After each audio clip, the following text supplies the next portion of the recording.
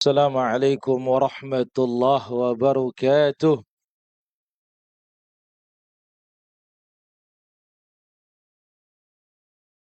إن الحمد لله نحمده ونستعينه ونستغفره ونعوذ بالله من شرور أنفسنا وسيئات أعمالنا. من يهده الله فلا مضل له ومن يضلل فلا هادي له. أشهد أن لا إله إلا الله وحده لا شريك له، وأشهد أن نبينا محمدا عبده ورسوله لا نبي بعده.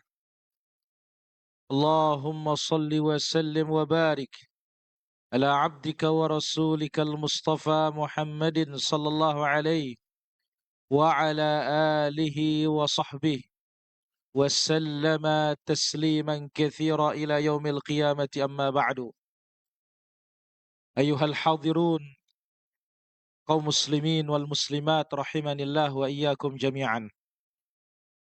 Alhamdulillah, segala puji hanya milik Allah Azza wa Jalla. Kesempatan siang yang berbahagia dan siang yang mulia ini, Allah Subhanahu wa Ta'ala berikan kita taufiknya kembali duduk di majelis ilmu, aman dari taman surga ini. Mudah-mudahan Allah Azza wa Jalla sebagaimana mengumpulkan kita di majelis ini, Allah Azza wa Jalla kumpulkan kita juga kelak pada hari kiamat di dalam surganya. Allahumma 'allimna ma yanfa'una wanfa'na bima 'allamtana wa zidna 'ilman tanfa'una bihi. Ayuhal hadirun rahmatullah azza wa jalla. Sebelum kita masuk ke pembahasan kita al-hadits al-hadi wa thalathun, hadis yang ke-31, ada satu faedah yang sangat luar biasa kaitannya dengan zikir atau doa setiap selesai sholat subuh. Doa setiap selesai sholat subuh. Apa doanya?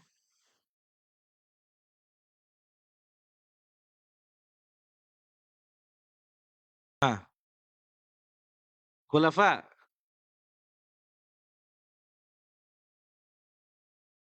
Sant. Allahumma inni as'aluka ilman nafi'a wa rizqan tayyiba wa amalan mutaqabbala. Salah seorang tabi'in bernama Abu Kharijah rahimahullahu ta'ala, beliau berkata,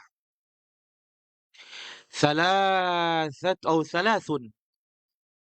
man u'tiyahunna faqad ightubit. Ada 3 perkara apabila Allah Azza wa Jalla berikan seseorang, maka orang itu layak untuk kita iri kepadanya. 3 perkara apabila Allah Azza wa Jalla berikan diri seseorang, maka orang ini layak untuk kita iri kepadanya, layak untuk kita ghibtah. 1,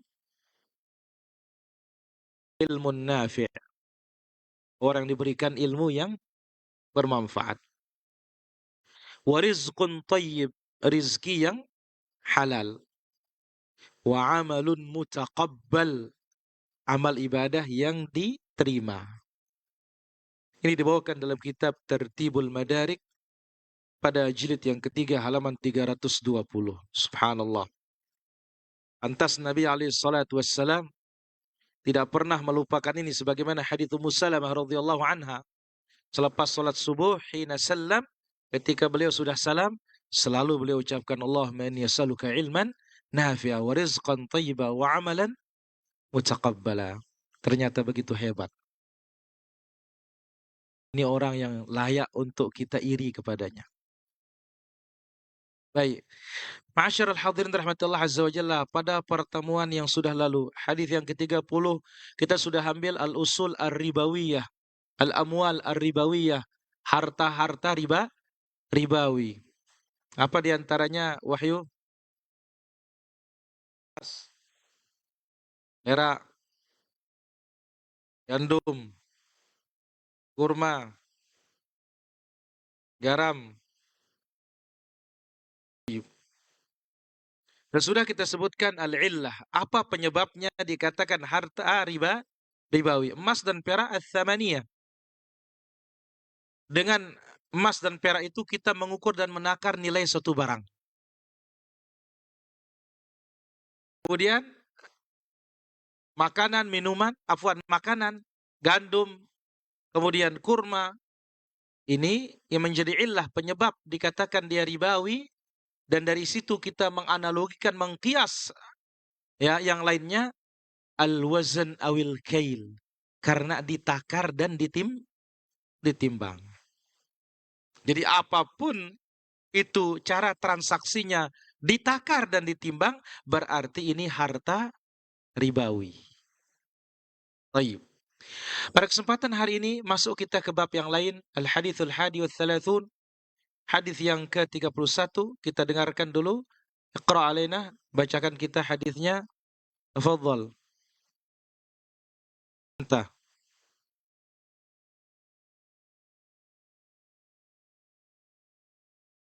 Mic-nya.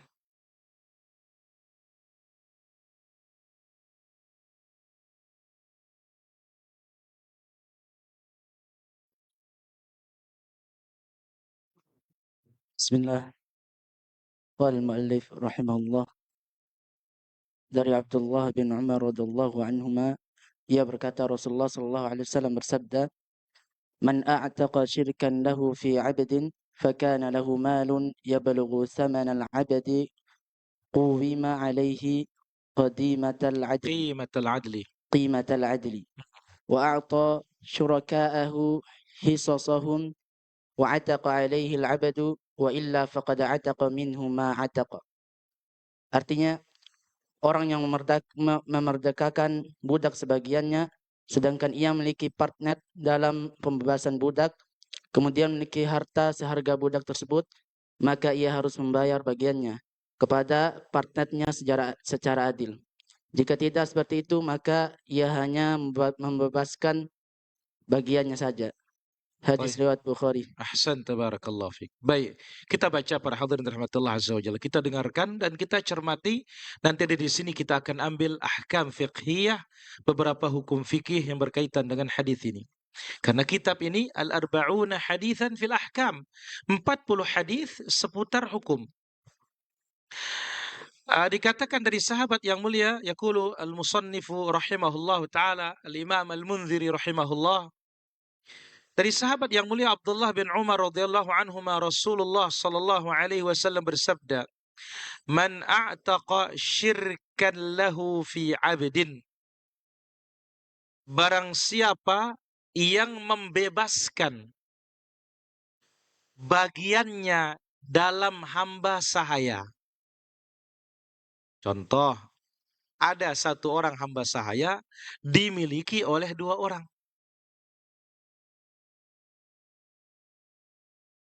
Dimiliki oleh dua orang. Misalkan antara Ahmad wa Muhammad. Punya hamba ya Jabir. Waktu membeli, Muhammad mengeluarkan sahamnya, taruhlah 5 dinar. Ahmad juga mengeluarkan 5 dinar. Sekarang mau dibebaskan oleh Ahmad. Man a'taqa syirkan lahu fi 'abdin. Siapa yang membebaskan bagiannya dalam satu hamba, fakana lahu malun yablughu bihi thamanal 'abd, uwima 'alaihi qimatal 'adli. Ahmad yang ingin membebaskan, dia memiliki harganya.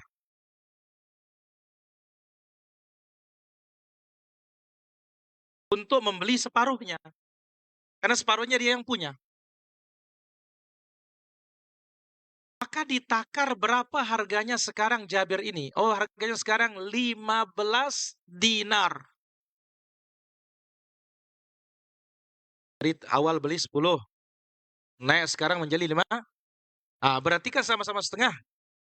Berarti berapa? 7? 7,5. Nah, Ahmad punya dana 7,5. Maka 7,5 ini diserahkan kepada Muhammad. Ini, aku beli hamba ini, Jabir ini, ya, dengan harga 15, tapi karena bagianku setengah, maka ini bagianmu yang aku beli 7,5. Quwima alaihi qimatal adl. Ditakar dengan harga yang setara. Kalau 15 berarti 7,5, 7,5. Kalau 20, 10, 10. Wa a'ta syuraka'ahu hisasahum. Maka kongsinya diberikan bagiannya. Yang setengah itu. Wa ataqa alaihil 'abd, dan hamba sahaya ini sudah merdeka. Wa illa, tetapi kalau si Ahmad tidak punya duit untuk membayar separuh harganya Jabir kepada Muhammad, faqad ataqa minhu ma ataq, maka yang merdeka itu hanya separuhnya. Bagaimana caranya tahu merdeka separuhnya? Kan dengan praktik ini. Terus bagaimana untuk kesehariannya kita tahu dia itu merdeka separuh, hamba separuh? Waktu jadwalnya Ahmad, dia bebas, nggak perlu kerja untuk Ahmad. Tapi jadwalnya untuk Muhammad, dia harus kerja menghasilkan untuk si Muhammad. Ini namanya hamba separuh merdeka. Yang hakikatnya hamba sahaya itu, kalau separuh merdeka, mesti semuanya merdeka. Tidak bisa dibiarkan separuh. Maka oleh karena itu, para hadirin rahmatullah azza wa jalla, di dalam hadis inilah dia solusinya. Ingat, hukum asalnya Allah azza wa jalla menciptakan manusia merdeka.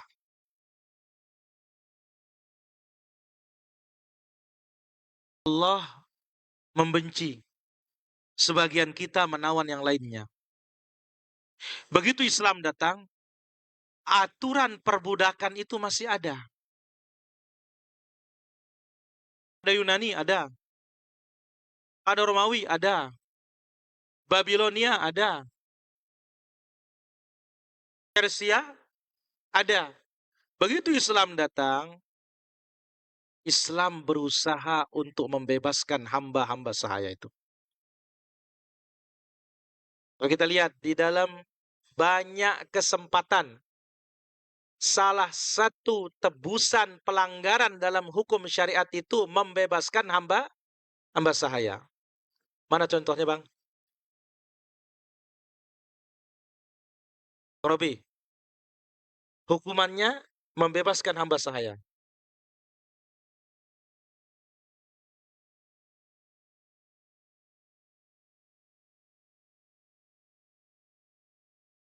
Nah,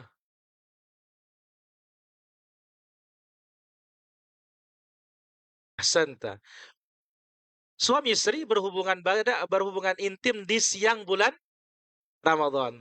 Salah satu urutan kafarahnya memerdekakan hamba sahaya. Ada yang lain?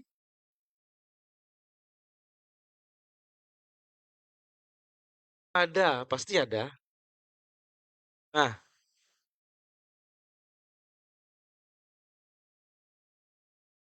hmm, apa yang lain?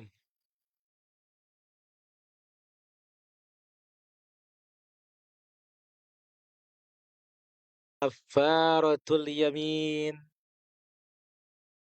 Bayar sumpah. Ada yang lain lagi?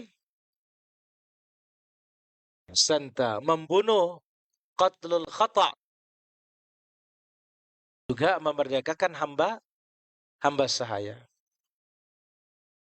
Ada juga membebaskan secara cuma-cuma.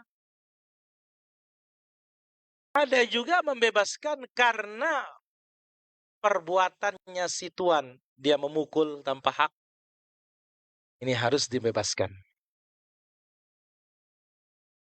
Ini Islam ingin kebebasan. Namun, ya, Islam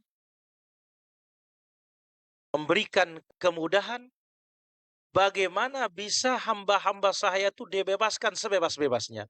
Maka Allah sebutkan dalam suratul Balad, fakku raqabah au it'amun fi yaumin dhi masghabah.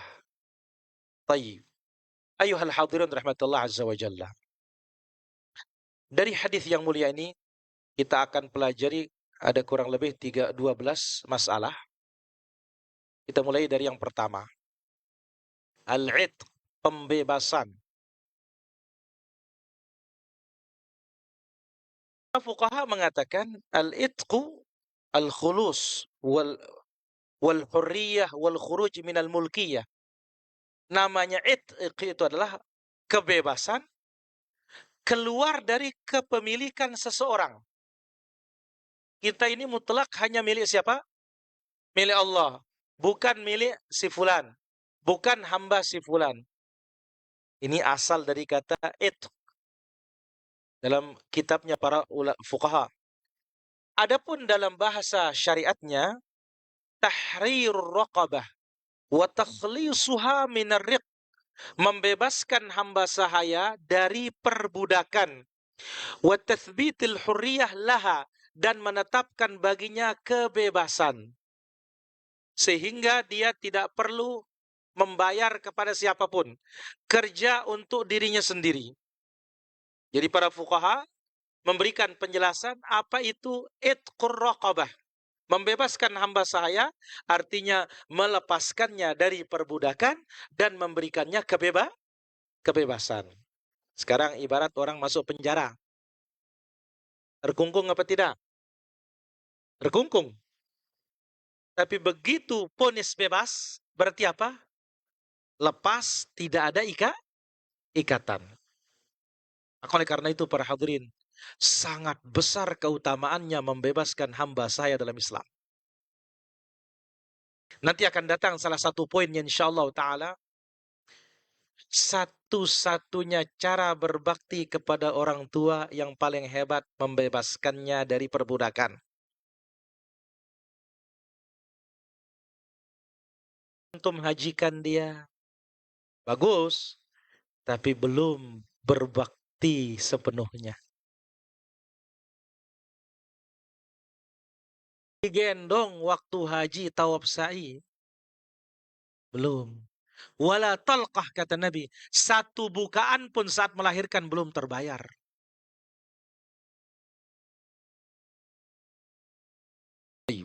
Ini poin yang pertama. Yang kedua, ajma'atil ummatu ala sihhatil itqi wa husulil qurbati bihi. Sepakat umat Islam dan para ulamanya, membebaskan hamba sahaya itu hukumnya sah, dan dengan itu kita mendekatkan diri kepada Allah Azza wa Jalla. Berarti membebaskan hamba sahaya bukan sebatas urusan dunia, tetapi lebih dari itu, ini adalah ibadah kepada Allah Azza wa Jalla. Itu sebabnya para hadirin, jika sekarang banyak yang tidak lagi memelihara hamba sahaya, meskipun ada ya, di sebagian negara ada masih. Karena resolusi PBB zamannya Raja Faisal, di sana dihapus semua perbudakan. Tapi ada beberapa tempat yang jauh dari sorotan, perbudakan itu masih ada. Dan akan kembali banyak nanti di akhir zaman. Maka hukum ini bukan hukum klasik yang akan hilang begitu saja dengan berjalannya waktu. Justru hukum ini akan kembali berdasarkan hadis. Bisa dilihat dalam hadis kedua dalam Arba'in Nawawiyah. Ketika Nabi ditanya oleh Jibril kapan kiamat,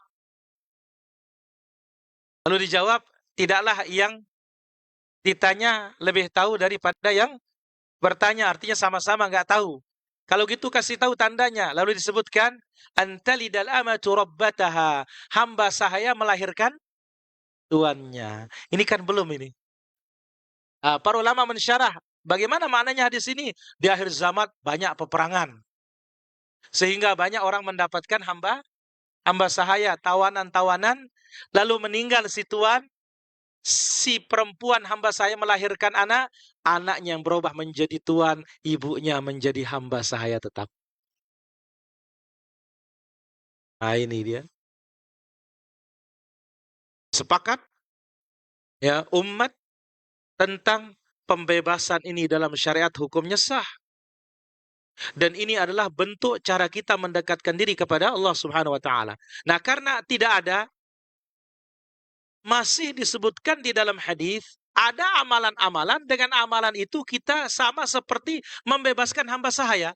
Salah satunya membaca la ilaha illallah wahdahu la syarikalah lahul mulku wa lahul hamdu wa huwa ala kulli syai'in qadir 100 kali dalam sehari. Ini seperti kita membebaskan berapa? 10 hamba sahaya dari keturunan Nabi Ismail. Subhanallah. Kok bisa dikatakan keturunan Nabi Ismail? Kok tidak hamba sahaya yang lain-lain saja? Tidak hamba sahaya misalkan Bani Tamim, ya? Kok tidak dari hamba sahaya dari Bani Juhaina, ya? Kok disebut walad Ismail? Disebutkan oleh para ulama kita bahwasanya hamba sahaya itu semakin mulia nasabnya, maka dia semakin berharga. Di dunia ini, para hadirin rahmatullah subhanahu wa ta'ala,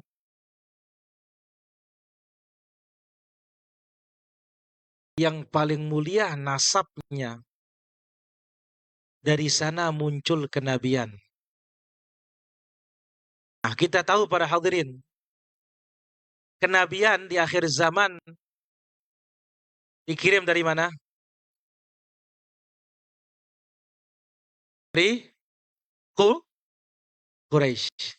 Dan Quraisy kita tahu keturunan siapa? Ismail. Nah, jadi Nabi SAW menyebutkan dalam riwayat yang lain, siapa mengucapkan la ilaha illallah wahdahu la syarikalah, lahul mulku wa lahul hamdu wa ala kulli syai'in qadir 10 kali saja, sama seperti memerdekakan 4 hamba sahaya dari keturunan Nabi Ismail. Jadi, membebaskan ini secara duniawinya sah, dan secara agamanya ini adalah amalan untuk mendekatkan diri kepada Allah Subhanahu wa taala. Ini poin yang kedua. Yang ketiga, fikakur raqabatil muslimah fikakun nafsi minan nar. Membebaskan hamba sahaya yang muslim berarti kita membebaskan diri kita dari api neraka. Subhanallah.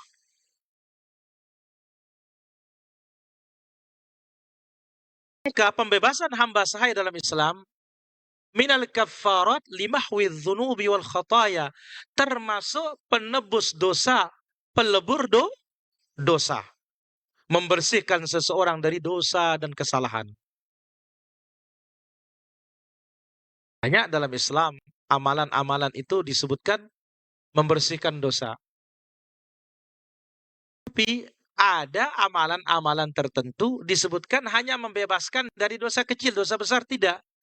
Namun kalau ini atau kalau itu berkaitan dengan pembebasan hamba sahaya, kita membebaskan diri dari api neraka, berarti termasuk bebas dan dihapus dosa besar. Jadi para hadirin, kalau kita bebaskan hamba sahaya yang muslim, berarti kita telah membebaskan diri kita dari api neraka. Sampai Nabi SAW menyebutkan, innahu la yu'taqul 'udhu bil 'udhu.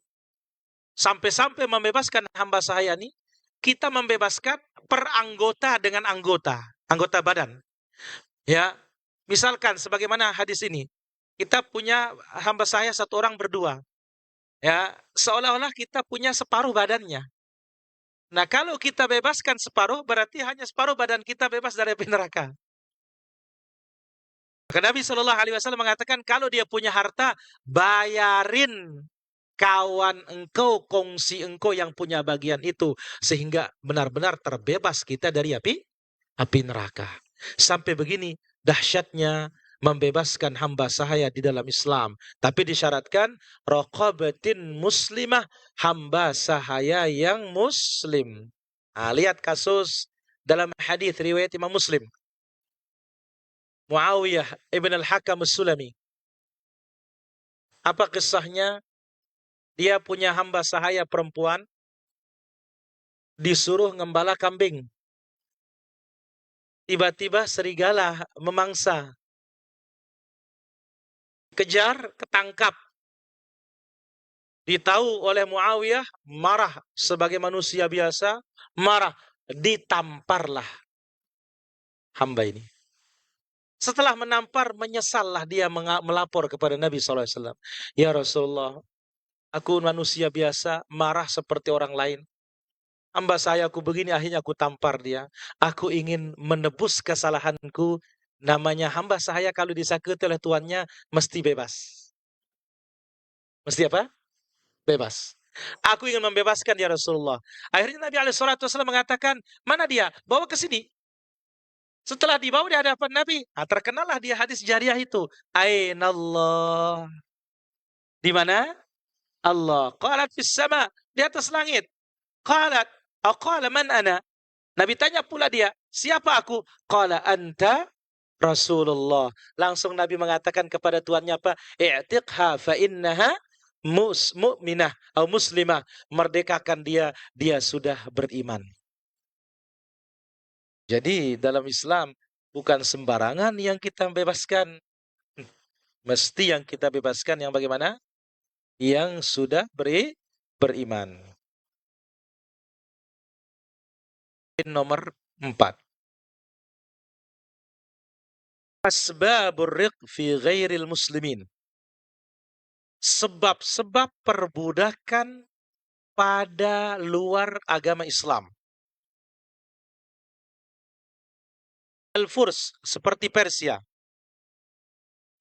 Warum, Romawi. Wal-Babiliyin, Babilo, Irak. Wal-Yunan, Yunani. Kathirah, sebabnya sangat banyak.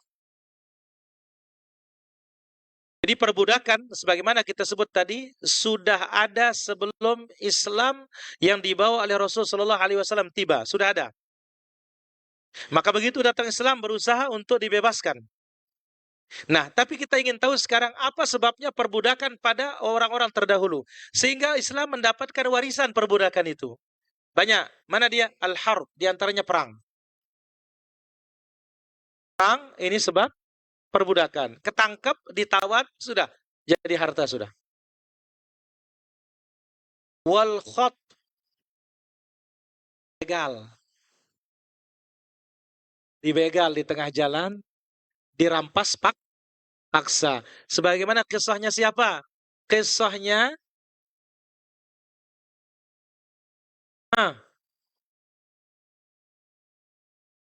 Zaid ibn Harithah. Zaid bin Harithah. Maka itu sebabnya ketika diangkat oleh Nabi SAW, Zaid ibn Muhammad. Dia ketangkap di tengah jalan. Dibegal, udah. Langsung jadi hamba sahaya, dijual ke Mekah, dibeli oleh siapa? Khadijah. Ini sebab pada umat terdahulu. Dirampok, dibegal di tengah jalan. Apa juga? Walususiyah, dicuri. Jadi ada yang curi manusia juga zaman dulu. Jadi ketika dicuri, udah dijadikan apa? Hamba sahaya. Ini dia sebab-sebab perbudakan di luar Islam. Yang kelima, wa amma indal Islam. Adapun perbudakan di dalam Islam, farriqu mauriduhu dhayiqun jidda. Perbudakan itu jalurnya sangat sempit. Sebabnya sangat sempit. Idja'alan nas ahrara. Sebab hukum asalnya Allah menjadikan manusia itu bebas.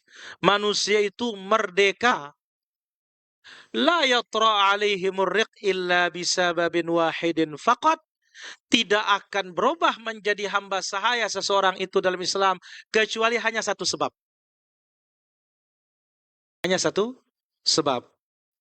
Apa itu? Wa huwa an yu'saru wa hum kuffar muqatilun. Yaitu dalam peperangan ketika orang kafir yang memerangi kaum muslimin tertangkap.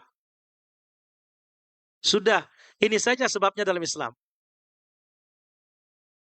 Sebab perbudakan dalam Islam itu sangat sempit. Karena Islam mengakui bahwasanya harkat martabat manusia itu hukum asalnya mereka apa? Bebas dan merdeka.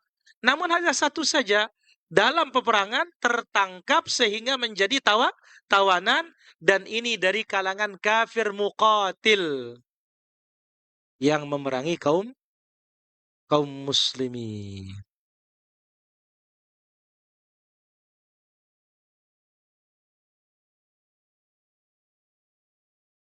Ma'anal wajib, padahal ini penjelasannya para fuqaha, yang wajib itu terhadap tawanan itu para jamaah, yakhtarul aslah, dipilihkan oleh penguasa yang terbaik.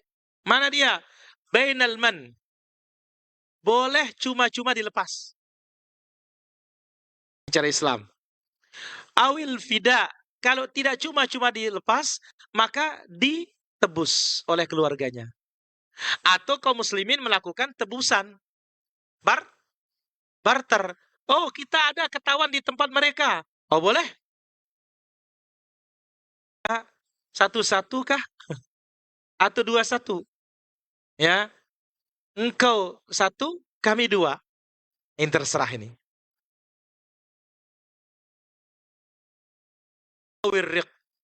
Atau pilihan terakhirnya menjadi hamba sahaya.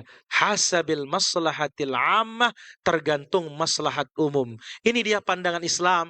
Kalau memang ada orang-orang kafir yang memerangi kaum muslimin, dalam peperangan ternyata mereka tertawan, ini pilihannya. Bukan serta-merta langsung menjadi hamba sahaya. Kalau mau kaum muslimin melihat, sudah, bebaskan, sudah. Selesai. Kalau kaum muslimin melihat, barter. Selesai. Dia nggak lagi hamba sahaya. Tapi kalau tidak, sudah, ini diperbudak saja ini. Inilah dia dikatakan mauriduhu dhayiqun. Alurnya, jalan untuk memperbudak orang dalam Islam itu sangat apa? Sangat sempit dan sangat kecil. Dan itu bergantung kepada masalah. Wa hadha sabab jaa fi an-naql as-sahih. Sebab ini telah datang di dalam riwayat yang sahih, dan ini sesuai dengan akal yang sehat juga. Ya.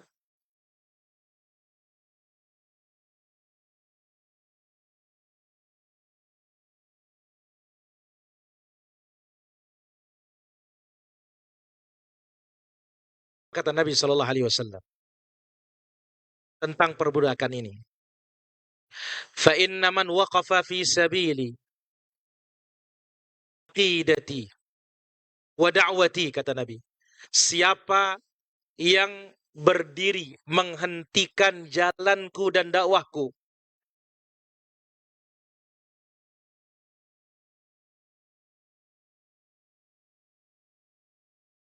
wa aradal hadda min harbati, dia ingin tajamnya tombakku, ala alayya, dan melawanku, wa harabani, dan menentangku, fajazauhu an umsikahu indi, maka balasannya aku tahan, kata Nabi SAW. Liyafsahal majala amami wa amama da'wati, agar dia memberikan aku jalan di hadapanku dan di depan dakwahku. Hanya satu ini saja jalan untuk memperbudak orang di dalam Islam. Nah, kalau kita melihat perbandingan antara luar Islam dengan Islam, maka sangat jauh. Mereka mencuri orang bisa diperbudak, merampok orang bisa diperbudak, apalagi dalam peperangan. Ini yang keenam. Islamu rafiq. Islam adalah agama yang lemah lembut. Rafiqun birraqiq. Termasuk lembut terhadap hamba sahaya. Fahassat ala itqihim warattabat thawaba ala dhalik. Maka Islam menganjurkan membebaskan mereka dan memberikan ganjaran yang besar bagi yang membebaskan hamba sahaya. Berarti apa? Secara sekali lagi, Islam adalah agama lemah lembut. Lembut terhadap hamba sahaya. Maka Islam menganjurkan membebaskan hamba sahaya dan diberikan ganjaran pahala yang besar bagi yang membebaskan hamba sahaya. Gimana para hadirin rahmatillah azza wa jalla? Kita tahu Islam lembut terhadap siapapun. Maka bentuk kelembutan Islam itu, Islam hakikatnya tidak mau melihat perbudakan. Tapi membebaskan begitu saja, tidak bergantung kepada maslahat. Mana buktinya? Tawanan perang Badar. Belum turun ayat yang menjelaskan mau diapakan tawanan itu. Ijtihadlah Nabi bersama Abu Bakar, oh kita tebus. Boleh dia nebus. Tapi kalau Umar punya pendapat apa? Kebumikan saja. Berarti apa? Bunuh. Ternyata Allah Azza wa Jalla membenarkan pendapatnya siapa? Umar. Tapi setelah itu datanglah keringanan. Fa imma mannam ba'du wa imma fidaan hatta tadhal harbu awzaraha. Entah dilepas cuma-cuma atau ada fida, ada tebusan. Nah, jadi para hadirin rahmatullah azza wa jalla, ya, jangan berpikir Islam itu keras. Tidak, justru Islam itulah agama yang paling lembut. Mana bentuk kelembutannya? Hamba sahaya pun tidak mau diperbudak. Bahkan dianjurkan oleh Islam untuk membebaskannya. Bahkan beberapa syariat dalam Islam sebagai penggantinya adalah membebaskan hamba sahaya yang beriman kepada Allah Subhanahu wa ta'ala. Poin yang ketujuh. Hadhil mas'alah. Nah, masalah pembebasan ini samahal fuqaha bis-saraya. Dinamakan dia saraya. Dalam hadis ini dinamakan oleh para ahli fikih saraya. Wa anna Nabiya sallallahu alaihi wasallam, apa arti saraya? Pembebasan, ya, sebagian menunjukkan kebebasan untuk seluruh. Separuh yang terbebaskan dari tubuh si hamba sahaya mengharuskan membebaskan sisanya. Nah, dalam hadis ini Nabi Shallallahu Alaihi Wasallam menjelaskan, apabila dua orang yang punya hamba sahaya, satunya membebaskan, maka seharusnya kebebasan itu berlanjut kepada sisanya.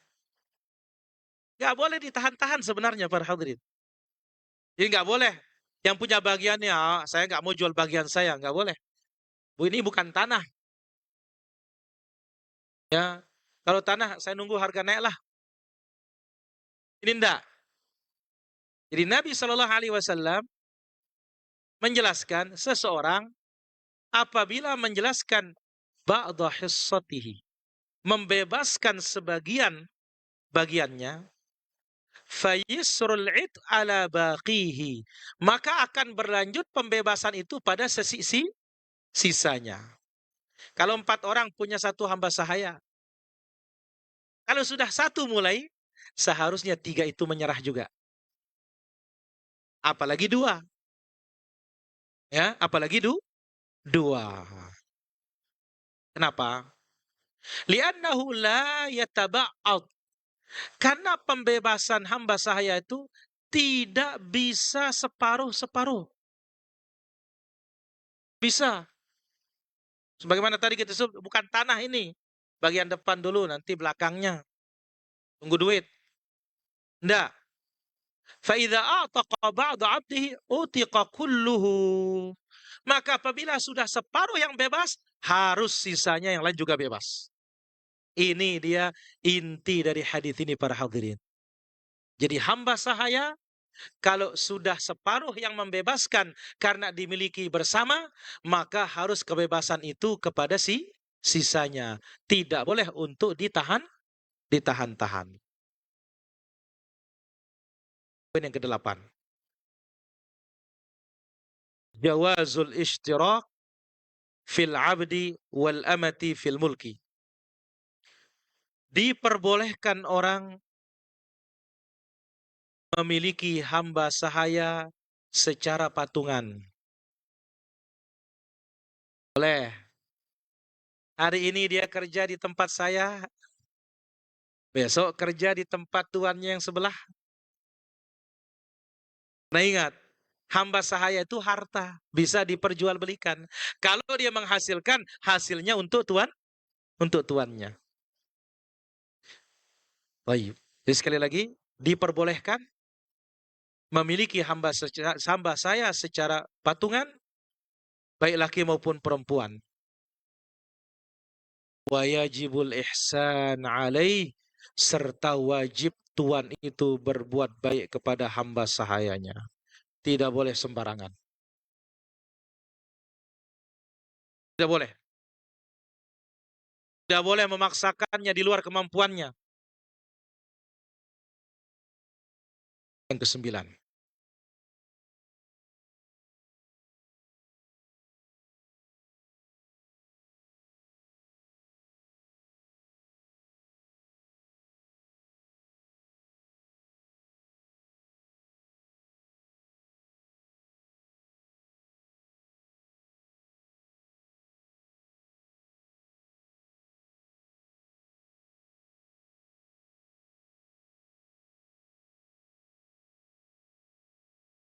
Inna man a'taqa nasibahu utiqa alaihi. Siapa yang telah membebaskan bagiannya dari satu hamba sahaya,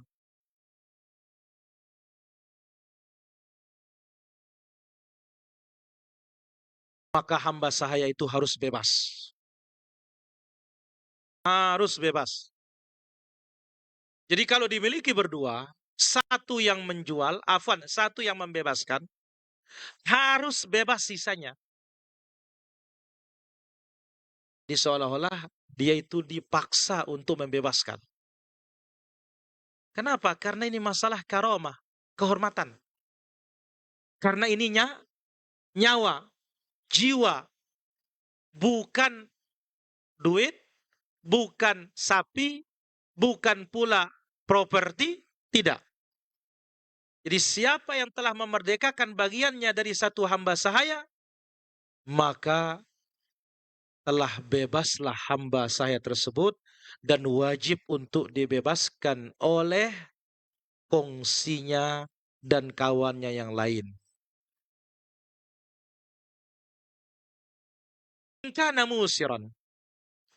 Jikalau yang membebaskan ini punya kelapangan rizki,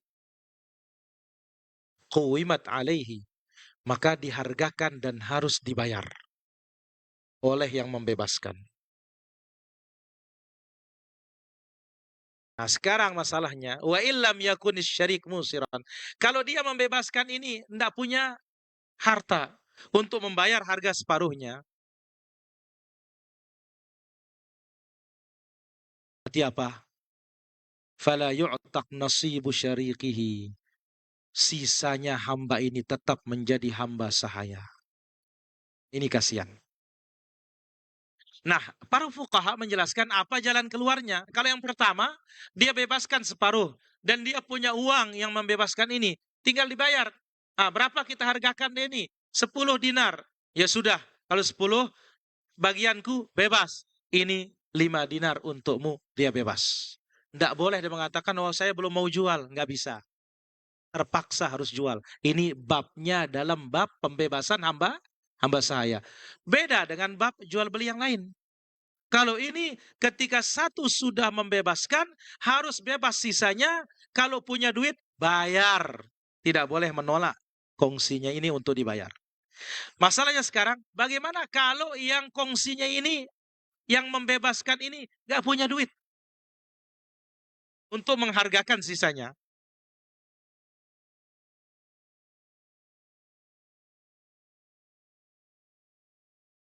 Disebut oleh para fuqaha, anna hadzal 'abd muba'ad.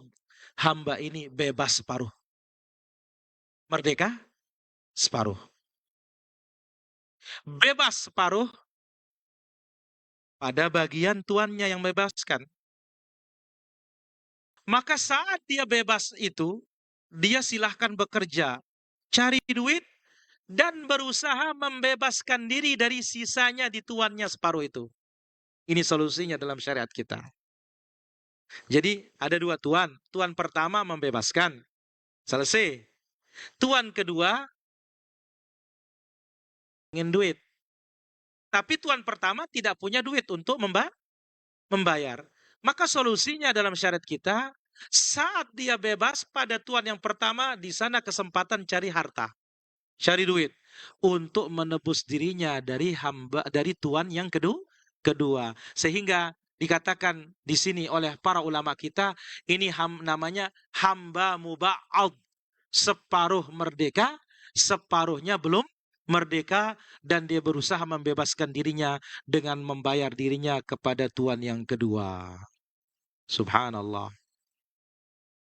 Seperti ini penjelasannya para fuqaha. Yang ke-11 atau yang ke-10. I'taqur riqab min afdali a'malil bir, atau min afdalil a'mal. Membebaskan hamba sahaya bagian dari amalan yang paling afdal. Wa min sya'airil islamil kibar. Dan bagian dari syariat Islam yang besar.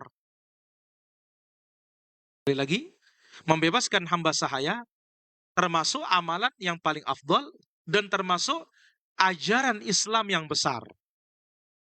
Nah, poinnya sekarang di sini. Wa anna afdalar riqab. Dan hamba sahaya yang paling afdal untuk dibebaskan, aghlaha thamanan, yang paling mahal harganya. Ya, namanya paling mahal, ya beserta lah. Misal, tubuhnya kekar, pinter, gagah, punya keterampilan, ketimbang hamba ini pincang. Ya. Kemudian apa? Nggak bisa apa-apa. Maka otomatis yang pertama akan berharga, yang kedua kurang harga.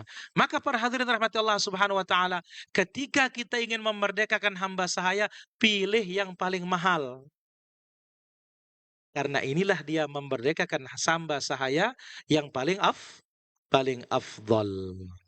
Poin terakhir. Afdalu birril walidain au ahaduhuma. Seutama-utama berbakti kepada kedua orang tua atau berbakti kepada salah satu dari kedua orang tua.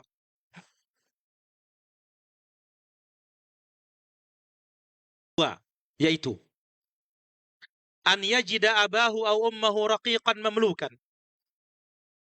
Ketika dia menemukan ibunya atau bapaknya menjadi hamba sahaya, yashtarihi wa yu'tiqah. Kemudian dia membelinya dan membebaskannya. Inilah berbakti yang betul-betul dikatakan bakti yang paling afdal. Subhanallah. Jadi ditemui salah satu dari orang tuanya atau keduanya dalam keadaan hamba sahaya, dia beli, dia bebaskan karena Allah.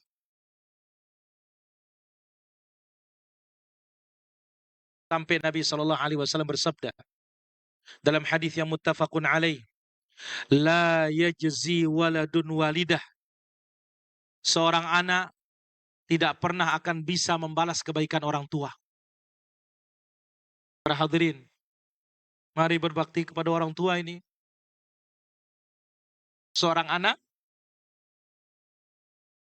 tidak bisa akan membalas kebaikan orang tuanya illa an yajidahu mamlukan. Kecuali ketika dia menemui mereka dalam keadaan menjadi hamba saya. Fayashtarihi fayu'tiqah.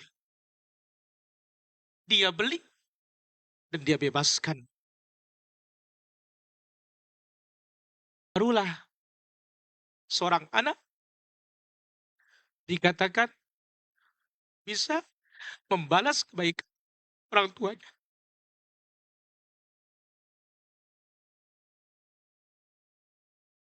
Allah maghfir lahum. Ya Allah, ampuni kedua orang tua kami. Allah Azza wa Jalla, maafkan kekurangan-kekurangan kita sebagai anak di pintu surga yang paling hebat adalah berbakti kepada siapa? Kepada orang tua. Jadi seorang anak tidak akan bisa membalas kebaikan orang tuanya kecuali dia menemukan orang tuanya menjadi hamba sahaya, dia beli dan dia bebaskan, baru bisa. Berarti selama ini para hadirin rahmatullah azza wa jalla, kita belum maksimal. Kita belum maksimal. Berdoa kepada Allah azza wa jalla, Allah maafkan kita. Allah maafkan kita. Allah maafkan kedua orang tua kita.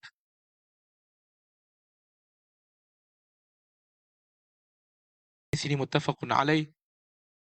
Mudah-mudahan Allah azza wa jalla berikan kita taufik bisa berbakti kepada orang tua kita. Jangan sampai kita memperbudak mereka. Mudah-mudahan Allah azza wa jalla maafkan dosa-dosa kita semua. Saya kira demikian para hadirin rahmatullah azza wa jalla. Sallallahu ala nabiyina Muhammad wa ala alihi washabihi ajma'in. Wa akhiru da'wana alhamdulillahi rabbil alamin. Silakan kalau ada pertanyaan.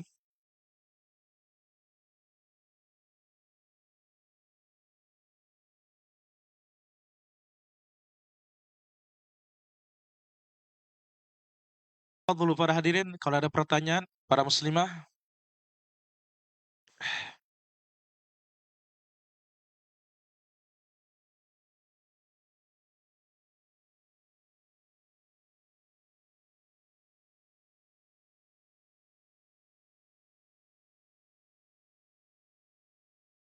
Baik, di sini ada beberapa pertanyaan sudah masuk. Kita baca. Benarkah budak wanita yang diperoleh dari peperangan boleh digauli tanpa nikah oleh tuannya? Alhamdulillah. Salatu wassalamu ala Rasulillah, amma ba'd. Kita katakan betul. Tetapi wajib istibra. Wajib bersih dulu perempuan tersebut seukuran 1 kali haid. Dia memang tanpa nikah. Kalau nikah nanti berubah anaknya menjadi hamba sahaya. Kecuali si perempuan ini dibebaskan dulu. Kalau sudah dibebaskan, lalu dinikahi, barulah nanti dianya merdeka, status anaknya juga merdeka. Adapun dalam keadaan hamba sahayanya menikah, anak yang bebas, anaknya menjadi hamba sahaya sebagaimana ibunya menjadi hamba sahaya. Beda, kalau dalam keadaan dia hamba sahaya, langsung digauli oleh tuannya setelah diistibra, begitu lahir anaknya merdeka, yang digauli ibunya tetap menjadi hamba sahaya. Wallahu ta'ala ala wa alam. Baik, ada lagi pertanyaan? Fadhal. Fik barakallah.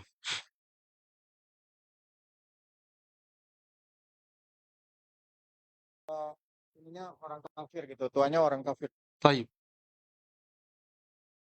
Bagaimana kalau seorang menjadi hamba sahaya? Apakah dia tidak boleh melarikan diri? Tidak boleh. Kenapa Nabi SAW bersabda, thalathun la tujawizu salatuhum adhanahum, atau adhanuhum. Ada 3 orang yang pahala sholatnya tidak sampai ke daun telinganya, nggak bisa naik. Karena ingat pahala ibadah itu naik ke langit. 3 orang. 1, al-abdul abiq, hamba sahaya yang lari dari tuannya. Hamba sahaya ini sholatnya nggak diterima. Yang kedua, man amma qauman wa hum lahu karihun, yang mengimami suatu kaum, makmumnya benci kepada dia, benci agamanya. Yang ketiga, wal mar'atu abad, wanita yang enggan diajak tidur oleh suaminya, lantas suaminya murka kepadanya, maka ini sholatnya tidak naik lebih dari daun telinganya. Allah Ta'ala ala wa alam. Pertanyaan berikutnya.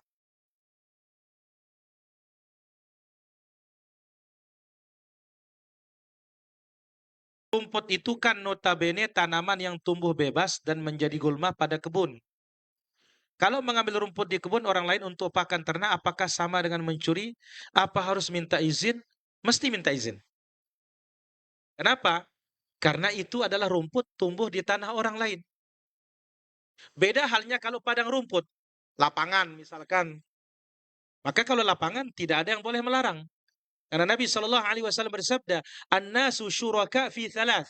Manusia itu bersyarikat dalam 3 hal. Fil ma'i wal kala'i wan nar. Air, rumput, api.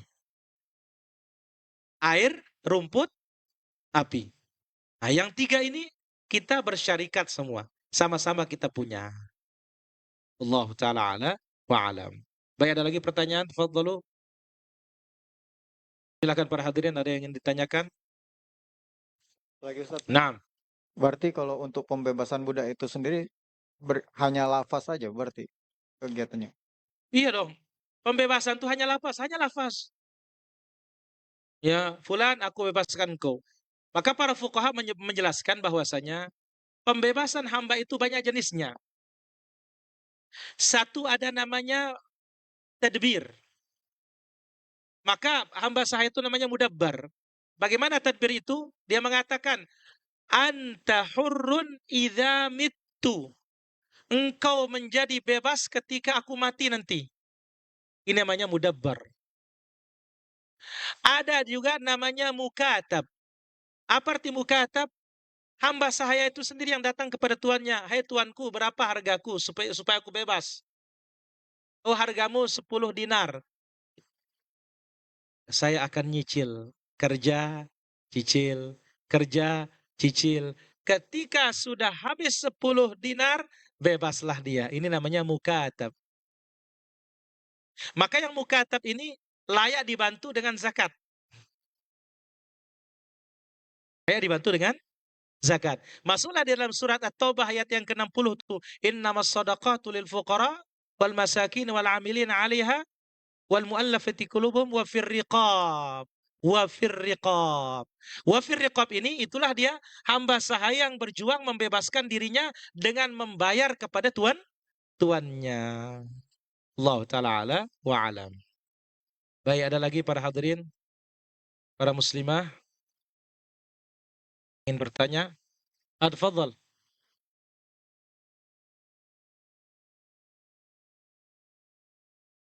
Bagaimana maksudnya imam yang dibenci agamanya? Ya antum sendiri tahu bagaimana orang ini. Satu, misalkan ini sholat nggak benar.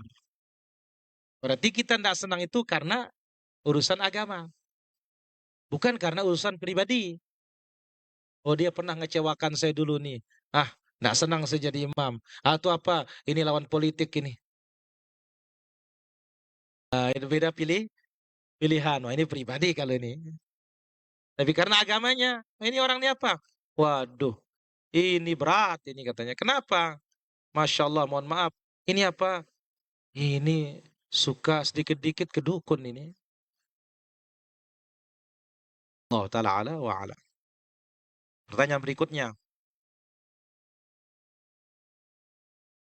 Bagaimana cara menebus dosa sebagai anak yang durhaka? Suka melawan orang tua fakir ilmu agama, orang tuanya fakir ilmu agama, jadi sering bertengkar khususnya tentang sunnah. Nggak boleh yang seperti ini. Jangankan dia belum paham sunnah, dia kafir saja nggak boleh kok. Allah Azza wa Jalla menyebutkan wa in jahadaka ala an tusyrika bi ma laysa laka bihi ilm fala tuti'huma wa sahibhuma fid dunya ma'rufa. Kalau engkau dipaksa berbuat syirik kepada Allah Azza wa Jalla, jangan patuhi, tapi tetap urusan dunia tetap baik.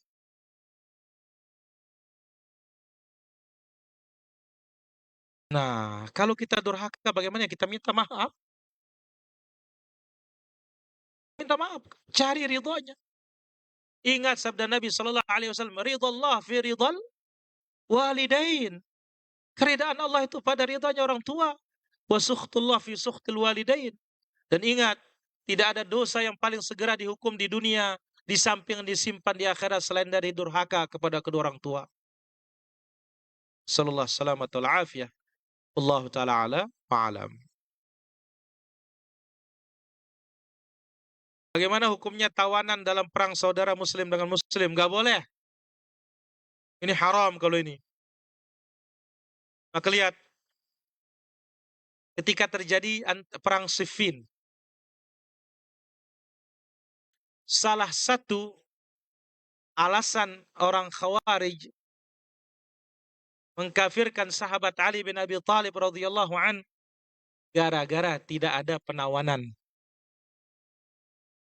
Maka sahabat Ibnu Abbas yang meminta izin kepada Amirul Mukminin Ali bin Abi Thalib untuk mengundurkan sholat zuhur sebentar, saya ingin berdialog dengan mereka.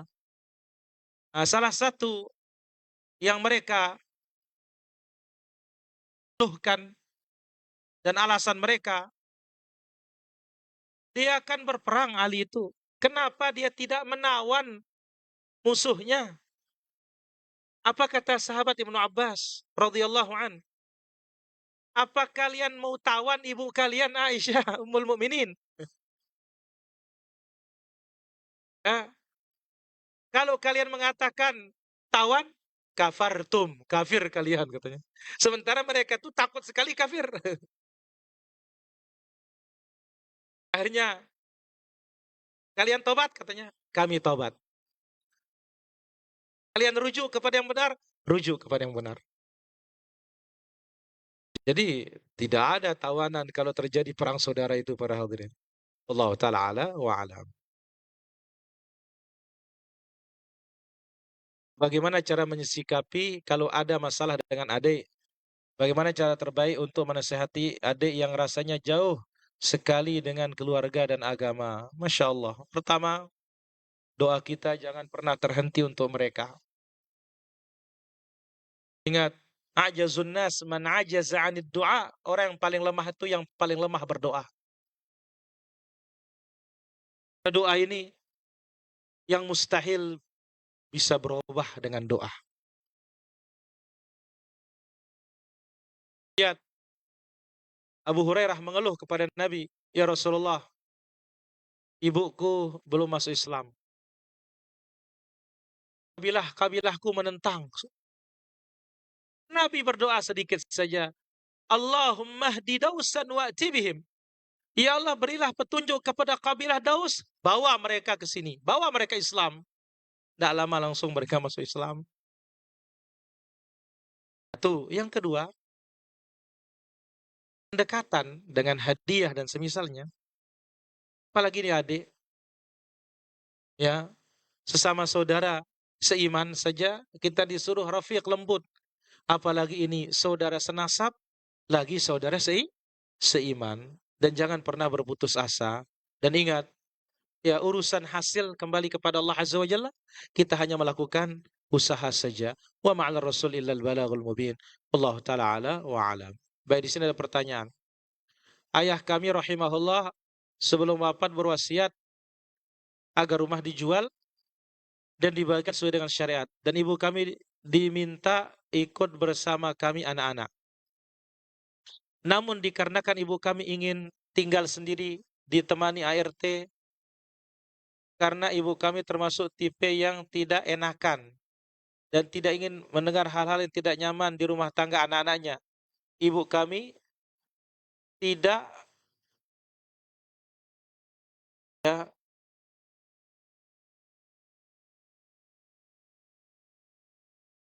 ibu kami tidak mau menjual rumah. Tidak mau rumah dijual. Maka kami anak-anaknya diizinkan izinkan ibu kami tinggal di rumah warisan dan di sana bisa ditemani salah satu anaknya. Kami sebagai anak berdosakah Ustadz karena tidak segera membagi harta warisan dan menasihati dan menyelisih wasiat ayah rahimahullah.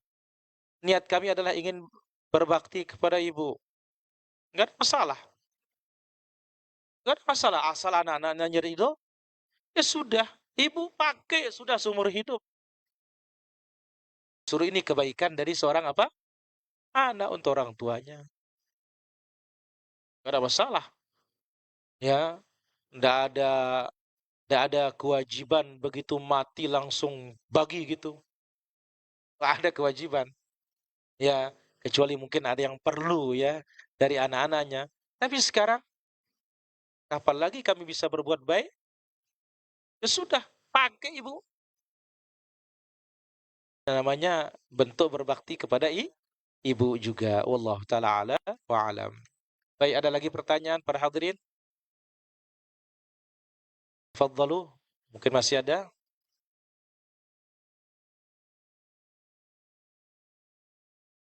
Di sini ada pertanyaan dari para pemirsa kita. Ustadz, ada kasus gade sebagai berikut. A menggadekan motor kepada B karena A pinjam uang pada B 4,5 juta. A dan B sepakat bahwa motor tersebut boleh dipakai dalam jangka waktu 1 bulan dan ada biaya sewa sebesar 100.000 yang pembayarannya dipotong dari jumlah hutang A pada B sehingga nantinya hanya membayar kepada B 4,4 juta. Apakah akan seperti ini benar menurut syariat? Kita katakan asal tidak ada unsur utang yang diambil manfaatnya boleh. Bagaimana? Apakah itu sewa yang wajar? Nah, ini masalahnya. Kalau itu adalah sewa pasaran, tidak ada masalah. Tapi bukan itu sewa pasaran, berarti ini utang yang diambil manfaatnya berarti riba. Tidak boleh yang seperti itu. Wallahu ta'ala a'la wa alam. Baik, ada lagi pertanyaan para hadirin?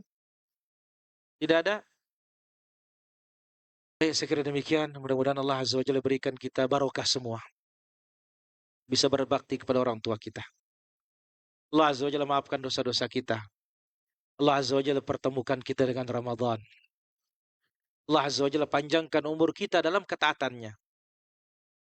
Dan kita bertemu dengan puluhan lagi Ramadan itu, bahkan bila perlu ratusan lah.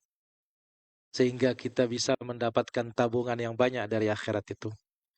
Ini jumpa kita para hadirin sebelum Ramadan, karena kalau sudah bulan depan, pekan ketiga sudah masuk Ramadan. InsyaAllah berikutnya kita sambung dan terus semangat dalam menuntut ilmu. Barakallahu fikum. Subhanakallahumma bihamdik. Asyhadu an la ilaha illa anta astaghfiruka wa atubu ilaik. Wassalamualaikum warahmatullahi wabarakatuh.